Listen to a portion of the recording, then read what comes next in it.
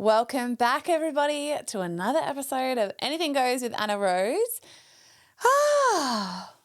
Let's shake off the chaos of last week, shall we, my darlings? It was a very big episode. If you have listened, I appreciate your listening in, your tuning in. If you watched, I would definitely encourage you to go watch, obviously. Actually, on that, let's pin this episode for a second. If you get anything out of my podcasts, if you get anything out of my podcast, I would be so grateful if you went and subscribed, but if you went and subscribed on the YouTube, and if you literally look up Anna Rose, just Anna Rose, if you look up Anna Rose on YouTube, you'll find me.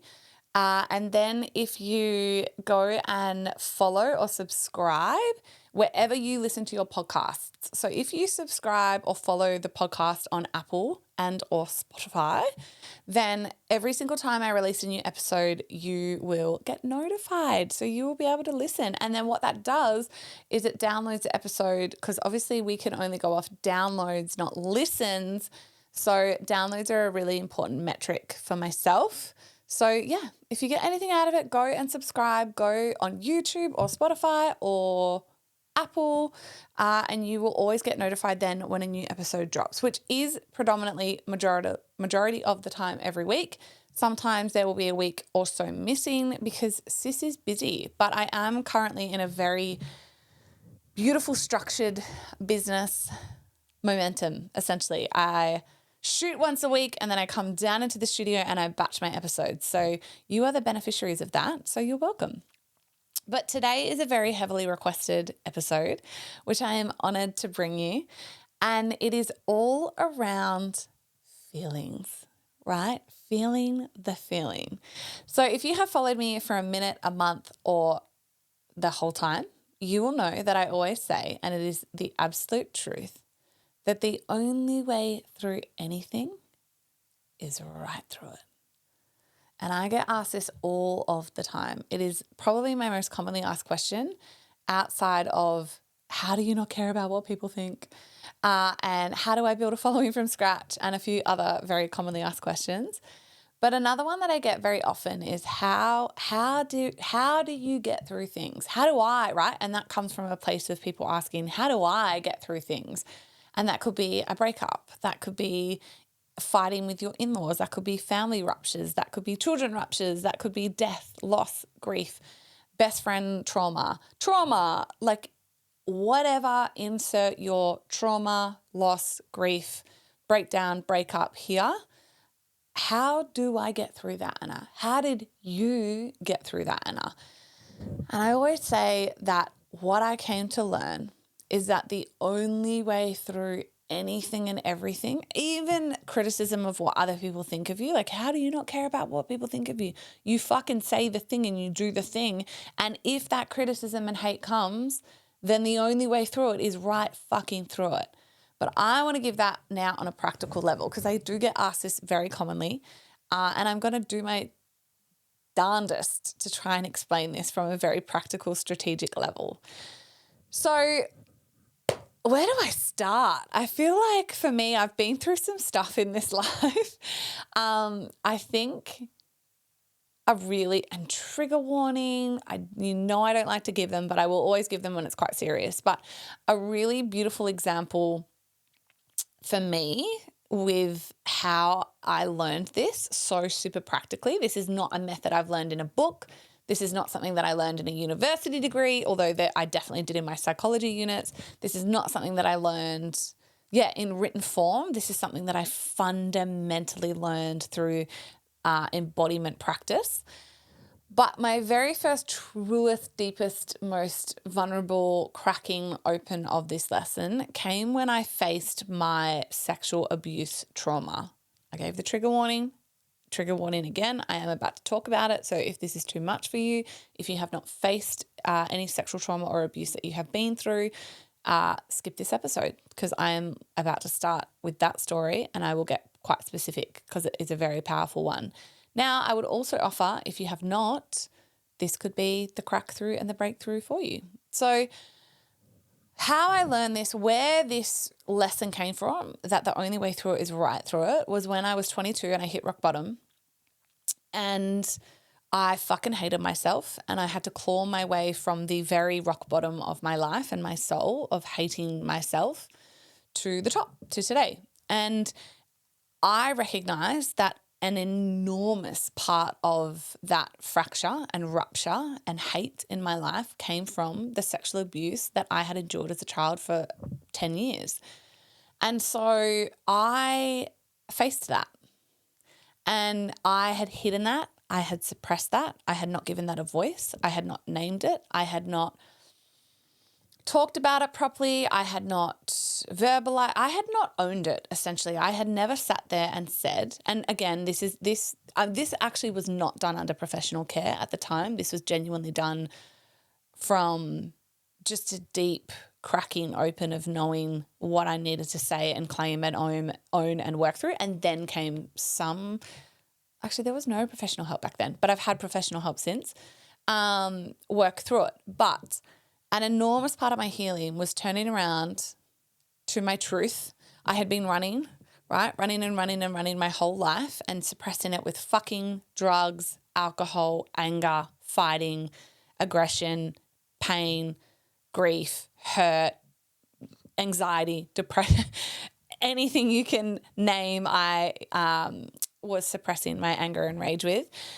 And then I turned around and I faced it.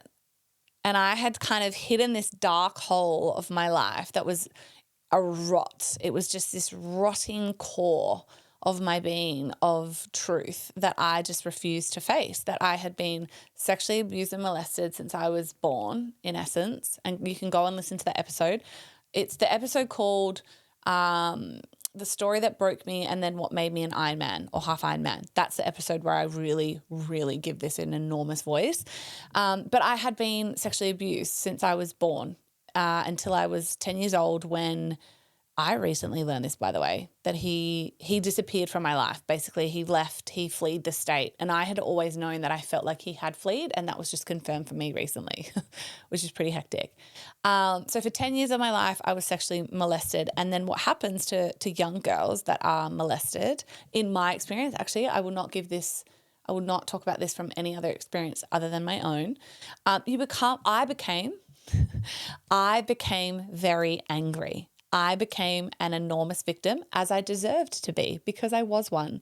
And I became very shut down, very hurt, very angry. I carried a lot of rage, a lot of shame, a lot of hate, a lot of grief, a lot of trauma, and that just spilled out in every area of my life. Now, I then completely ignored that. I just became a 14-year-old, 16-year-old, 18-year-old, 20-year-old, 22-year-old. Never really talked about it, definitely didn't deal with it until I turned around, looked at it deadpan in the fucking face, and gave it a name. That I was molested, I lost my virginity to a pedophile, and I was going to take responsibility as an adult to heal it, right? I had shame around that. I had hurt around that. I had a lot of trauma around that. And I looked it in the face, I said those words aloud, and I got to work on healing it. And the way that I healed it was fucking facing it and going right through it, feeling the pain, feeling the abandonment, feeling the hurt, feeling the trauma, feeling the grief, feeling just every fucking feeling you could possibly imagine, feeling it. Right? Feeling the rage, and then little by little, day by day, somatic practice by somatic practice, which predominantly was movement, which I've always said, it did not change my life. It saved my life. I moved my way through it. Now, prefacing this, if you have experienced that in any way, I would always say get professional help, seek a counselor, a psychologist, go to the doctor, get a mental health plan, get some breath, do whatever you need to do. I am not the woman to sit here and tell you what you should do. I can share my experience and I will do that until I die. But that is what I did. I've turned around, I faced it.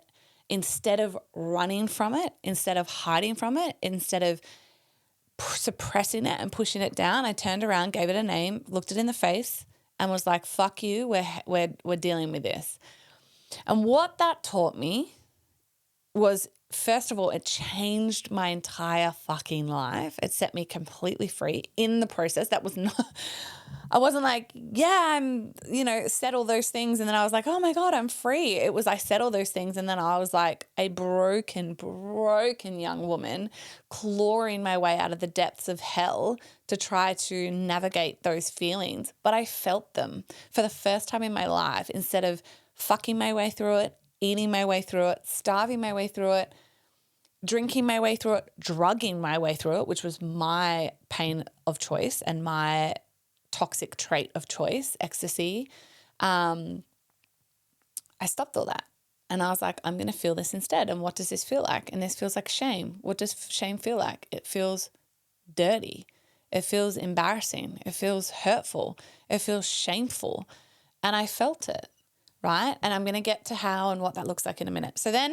But what I learned in that process was I changed my entire fucking life. I saved my life. I stayed on this earth because I finally decided. I had taken a lot of pills to take me off this earth. I had done some cutting the cutting was never to take me off the earth. And I've talked about that on that episode. It was always just to take back control of the pain that I felt in my body. I wanted to control that pain, and I just felt so out of control.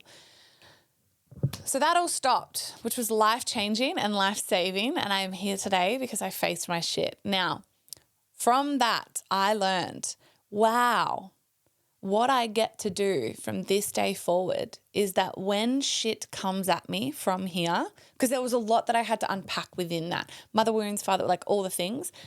But I thought, wow, from here, when shit comes at me, instead of fucking my way through it, drinking my way through it, drugging my way through it, or eating my way through it, I am going to feel my way through it instead. And anything and everything that comes up, I'm going to sit in it. And I am going to sit in it until it is done, and then I will move forward. And I was 22 years of age when I discovered this for myself, when I had to. I got to heal the sexual trauma in my life. And from that moment on, my life completely changed. Now, I am 37 today at time of recording this episode, and that is, I can't do math, 15 years ago.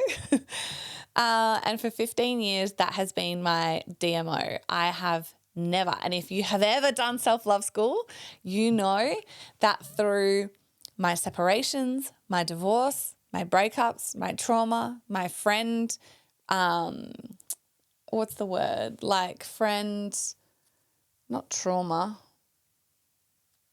not retaliation, breakups, essentially, my theft, my domestic violence that I had to endure more recently, 2022, all of the things I have always said, and I coach this so vehemently in self-love school, we do not eat, fuck, or drink or drug our way through anything. We feel our way through it.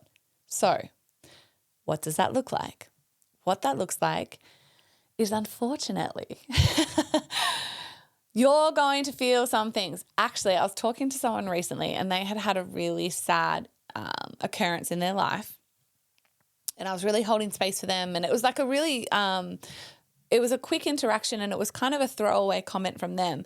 But this beautiful woman had said to me, was sharing what had happened, and I was like, that's a lot. Like, I'm really sorry that that's happened. Like, how are you feeling? And she said, oh, no, it's fine. I've got to bury it. I've buried it for now. Like, I've just got to move on, rah, rah, rah, and I said, hey, look at me. That does not serve you. I know you know this. I'm just mirroring to you that is going to manifest soon as anxiety, depression, or an illness. Fact. That pain and that grief and that hurt that you are literally like actively choosing to ignore, suppress, and deny has stored in your tissue and has stored in your muscles and has stored in your brain, and it's there. And until you actually acknowledge it and process it and just feel it, that's going to hurt you. And she was like, yeah, I'm aware. I'll deal with it when I deal with it. Beautiful, right? And some people are going to do that. Or others are going to Netflix their way through it. So they're going to come home from work and be frustrated, and it's going to be the 10th day in a row that they're not speaking their truth to their partner, or they're in a miserable marriage, or they're in a shit relationship, or they're in a toxic workplace, or they're in horrible friendships and they're swallowing their truth, or they have childhood trauma that they know is starting to currently affect their current relationship or whatever else. And they walk through the door and they do a couple of things. They either turn Netflix on and watch that sucker until 10 o'clock, 11 o'clock when they go to bed, go to sleep, wake up and play that fucking same day again. They come in the door, they do that, add some wine into that.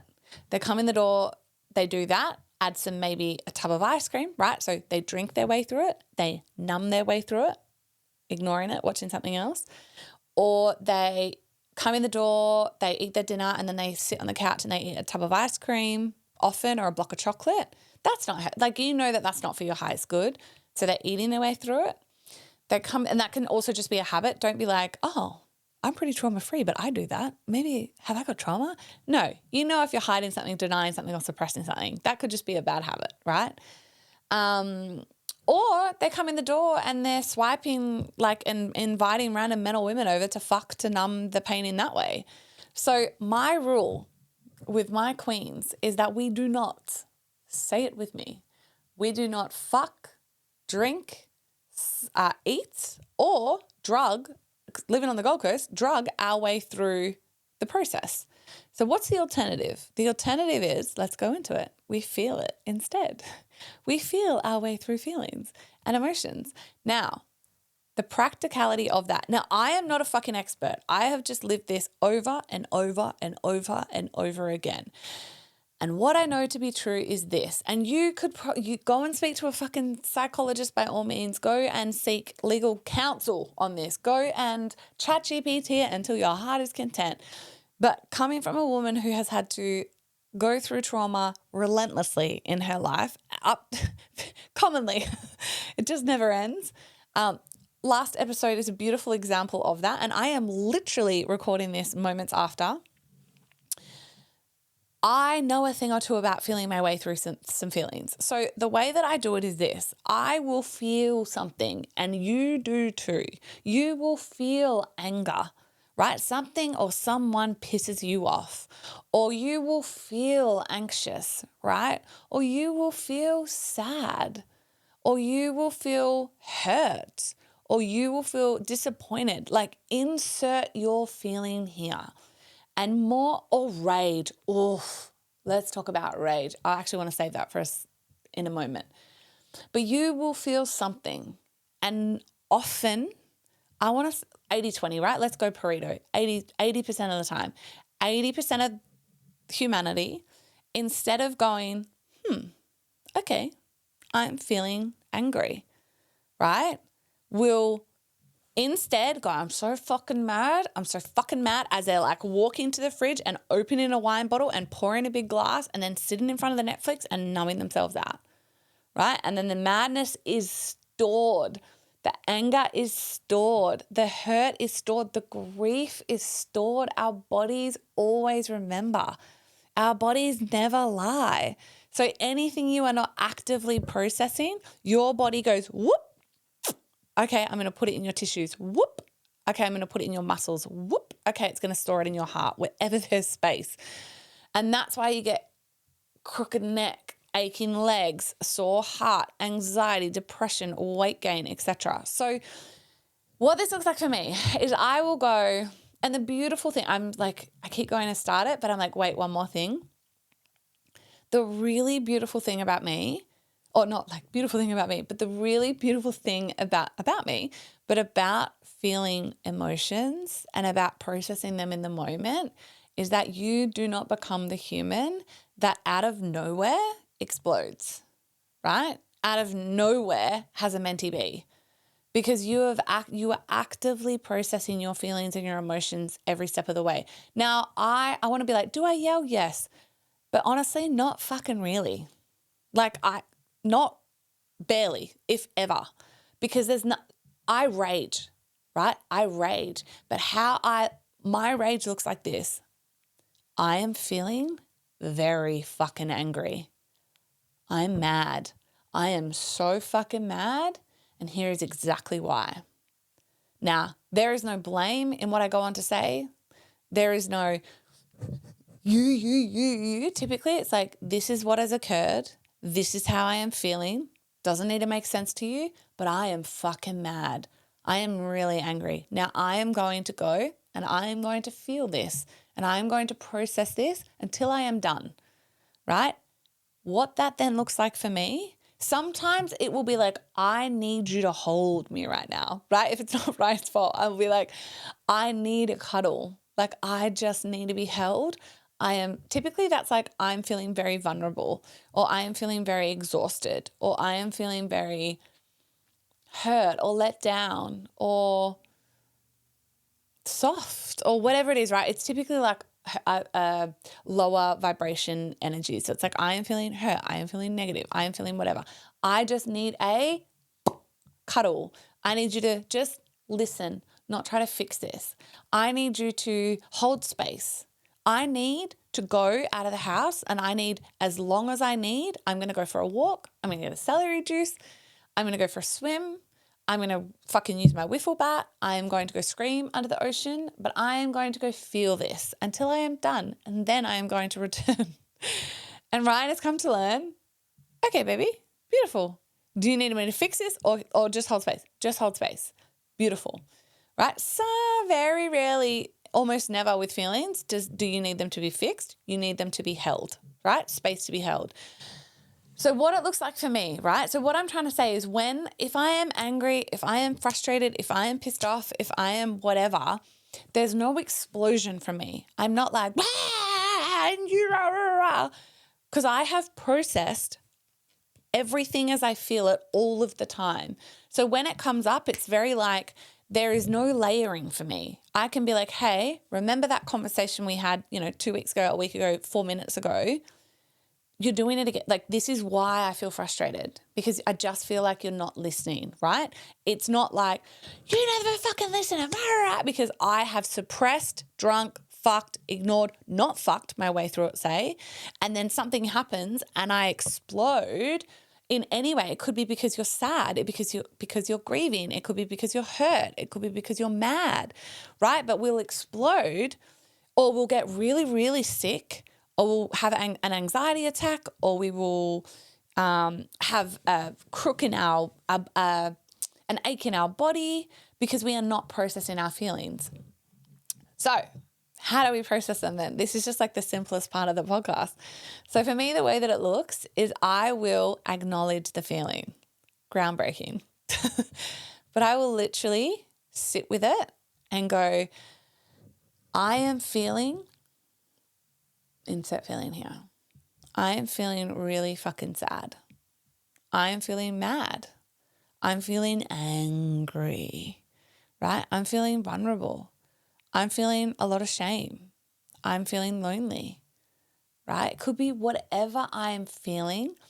Now, I want to also say, sometimes when you're not in tune with feelings, because you have fucked, drunk, eaten, suppressed, drugged your way through it, it's scary, right? You might be like, well, I don't want to feel my feelings. Sis, enjoy the cancer. Honestly, enjoy the heartbreak and the hurt and the disease and the anxiety and the depression that will come in time, because you are not facing the truth and the trauma and the triggers of your body. So for you, it might feel really scary. And I want to say as well, the scariest feeling in my experience that most women say, like, I just am terrified to feel it for what I will do, is anger. Women are terrified to be mad. And I'm like, anger and rage is the purest, most exquisite emotion of all. Anger to me is what transmute and alchemizes all of the power in my life. I want to be mad. When I'm angry, good, right? Let me fucking tell you, the last episode, I'm angry. You want me to be angry. When a COVID happened, I was angry, right? And instead of fucking my way through the pandemic, drinking my way through the pandemic, binging my way through the pandemic, I alchemized that into action and power, right? Because I just felt it and I wasn't scared of it, and I allowed that rage to guide me. So most women, I will say, are scared of rage. Rage is a beautiful, exquisite feeling to have, and you will do no harm. Punch a pillow, scream under the water. That's my favorite rage practice. Write a letter of why you were so fucking angry and what's happened. Like what's the thing? Put it on a pillow. My psychologist made me do this a lot when I was healing my DB. Put that letter on a pillow and get a wiffle bat, buy it off Amazon. I think I have sold out most wiffle bats on Amazon. I talk about them often in all my programs. Buy a wiffle bat from Amazon. It's like maybe $25. It's just like, it weighs like a feather. It's so light, and it's like a baseball bat, and smash the fuck out of a pillow, right? Rage is beautiful. Rage is exquisite. Rage should never be feared. Rage alchemizes, I believe, into some of our truest, most powerful power. So I wanted to say that to come back to this. So you're going to feel something. You're going to feel hurt. You're going to feel sad. You're going to feel angry. You're going to feel disappointed. You're going to feel shamed. You're going to feel embarrassed. You're going to feel vulnerable. Whatever that feeling, lonely. I remember feeling lonely for the first time in my divorce, and I still remember it like it was yesterday. I was sitting on the bed, but I remember, so I will feel something, right? I will be like, in this moment, I am feeling really fucking let down, or I am feeling vulnerable, or I am feeling embarrassed, or I am feeling hurt. Now, your job in that moment, now you may not be able to do it in that moment, granted, because you have kids or you are breastfeeding or you've got chaos in the house, but I want you to note it and go, right now I am feeling fucking angry, or I am feeling really vulnerable, or I am feeling super shame. Like something happened and you're like, I am in a shame spiral, right? Whatever that is. Now, the ideal world, you can sit with that emotion straight away. In the non-ideal world, you get to pin it, anchor it, like, okay, I'm feeling angry. I can't deal with this in this moment right this second, but I know that I can when the kids go down, perfect. I want you to come back to it, right? But the idea is that you feel the emotion and then you allow it to be felt. Groundbreaking, right? It sounds so fucking stupid when I say it. And I'm like, if I just had to talk about how to do this, it would be a 2-minute episode.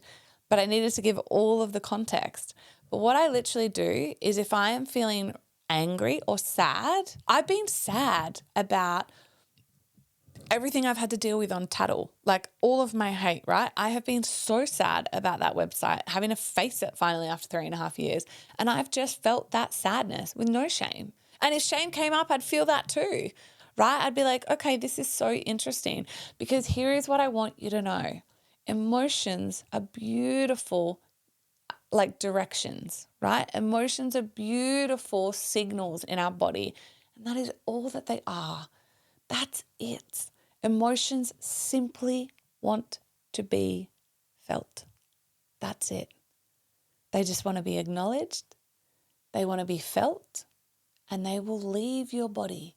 The moment that, in time, I'm not saying straight away, might take you a minute, might take you a fucking hour, it could take you 10 hours, it could take you 24 hours, it could take you a month. Grief could take you 5 years, but on and off. But emotions simply want to be felt. Now imagine if you're an emotion that only job is to be felt. They are the signals to our greatest breakthroughs, breakdowns, break everythings. And you ignore it, suppress it, numb it, fuck your way through it, drink your way through it, eat your way through it. That emotion doesn't fucking go anywhere. All it does is go whoop into your tissue, whoop into your heart, whoop into your muscles. And it stays in your body, and it starts to manifest as dis-ease, as chronic illness, as anxiety, as depression, as like out of control feelings of, why do I feel like this, honey? Because you're just not facing your shit. So the way that I do it is, every single time I'm feeling anything, sad, vulnerable, angry, whatever, I will name it in the moment, no matter what, I am feeling really fucking angry. I am feeling vulnerable, right? And it's so beautiful to watch Ryan like hold this now. I always laugh and say you just need a little bit of psycho in your life, which he agrees. But the beautiful thing about this, a true masculine, the healed masculine, they are there to hold this, right? And the masculine, the healed masculine needs to feel the feminine. And there is nothing more powerful than the masculine to feel the feminine owning her emotions and watching her regulate them. They are there absolutely to co-regulate with you 100%. And Ryan is the master of that now, or he's always been, but like it's such a beautiful union for me. But for me, I will sit there and if I am sad, I am sad. If I need tears to come out, tears will come out. And this is the most important part. I don't create a story about it. I don't then start to get anxious about the feeling that I'm having. So if shame shows up, I then don't create a story around it. I'm not like, oh my God, this is so bad. I shouldn't feel shame. This is so stupid. Why am I feeling like this after so long? Who fucking cares? Shame showed up. Beautiful. Welcome her. She just wants to be acknowledged. She just needs to be felt, like all of us, right? And then she will pass through your body. That's it. Feelings just want to be felt. It's as simple as that. Emotions just want to be felt. They need to be acknowledged and felt. And your job is to sit in them. And 99% of women or people, but like women, right? I speak to women so much, that terrifies them. Their emotions, their true rage, their true wild, their true shame, their true depth, their true vulnerability, their true fears, their true sadness, so all of their emotions terrifies them. But actually, that is the breakthrough to your feminine energy, right? To name it, to go, hey, I'm feeling shame and I'm just going to sit in it. I'm not going to eat my way. I'm not going to habitually stuff my face with chocolate. I'm not going to drink my way through this. I'm not going to fuck my way through this. I'm not going to drug my way through this. I am going to sit with this. And this feels really uncomfortable. And what does that feel like? Well, I feel sad. I feel alone, right? You feel all of that. Feel it.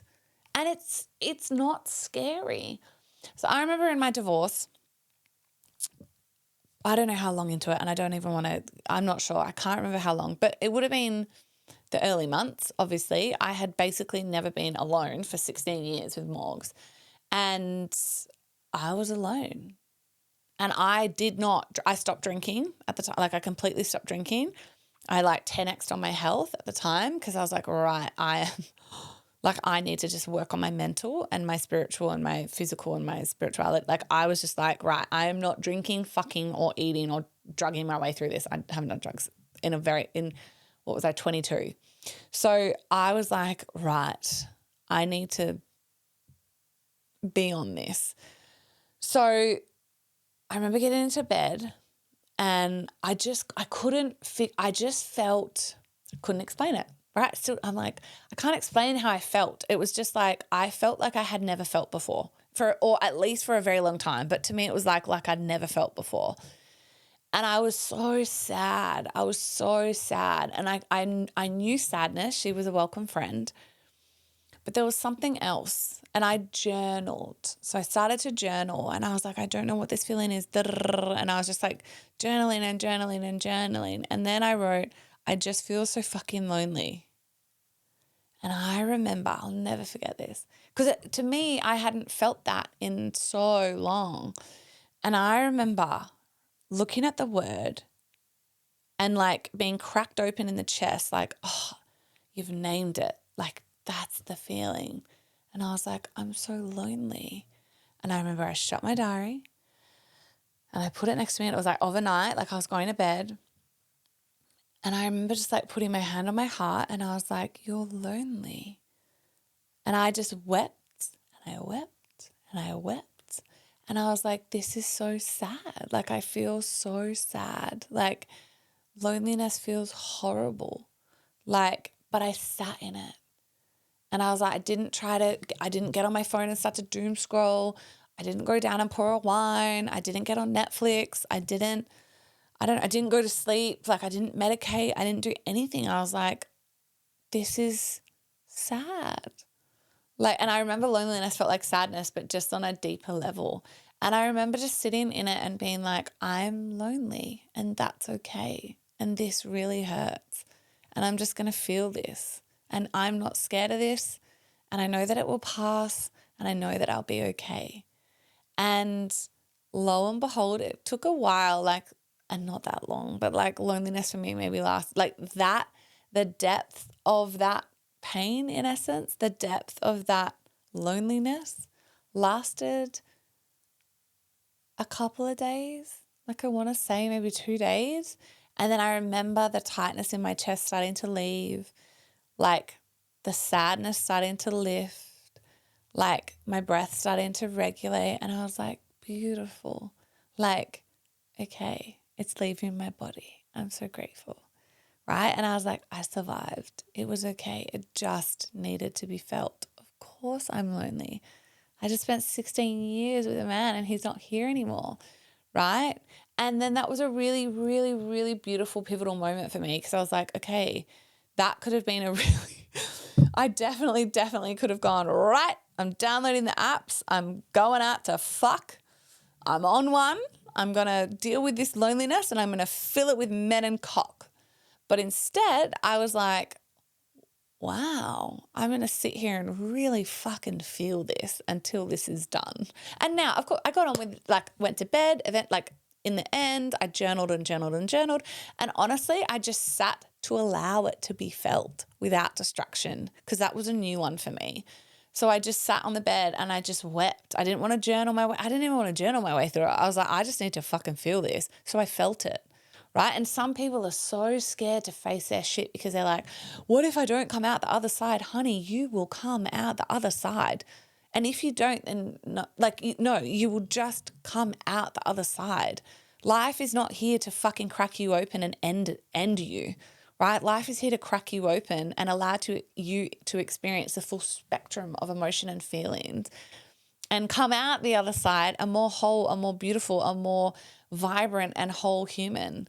So you will come the fuck out the other side. You just have to trust that. You have to trust your body. You have to trust your mind. You have to trust your spirit. You have to trust your soul.